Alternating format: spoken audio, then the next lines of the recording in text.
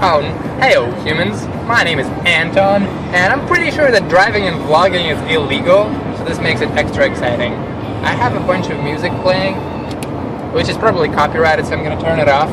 It is March 20-something right now, which is technically spring, but if you look outside the window, there's like a bunch of snow and my car is covered in it. It is covered in snow, and that doesn't look very spring-like at all.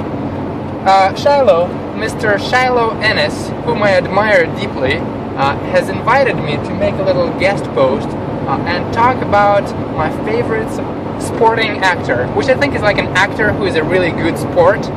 It's not, is it? But I'm gonna pretend that it is. And my nomination is gonna be Edward Norton. He is one of the most badass people out there, for reals. He is playing in alongside. Hey, this is my GPS. Don't listen to her. She's very rude. She interrupts me all the time, and I don't appreciate that kind of treatment from a robot. You know, so rude. And Mr. Edward Norton, of course, is phenomenal. He plays alongside Mark Wahlberg in 2003 movie called The Italian Job. If you haven't seen that movie, I strongly suggest that you drop everything that you're doing. Oh, I'm gonna shift a lane, am I gonna die? No, I'm not gonna die. We're alright. We're basically alright.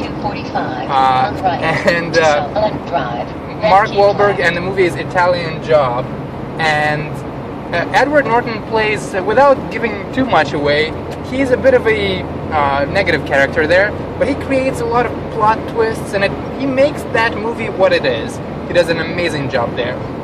Another movie that he's in that is also decidedly awesome is called, what is it called? It is Bourne Legacy, where he plays Jeremy Renner's supervisor, and he has an interesting role there. Listen, GPS, this is the last time I'm gonna talk to you. You gotta shut up.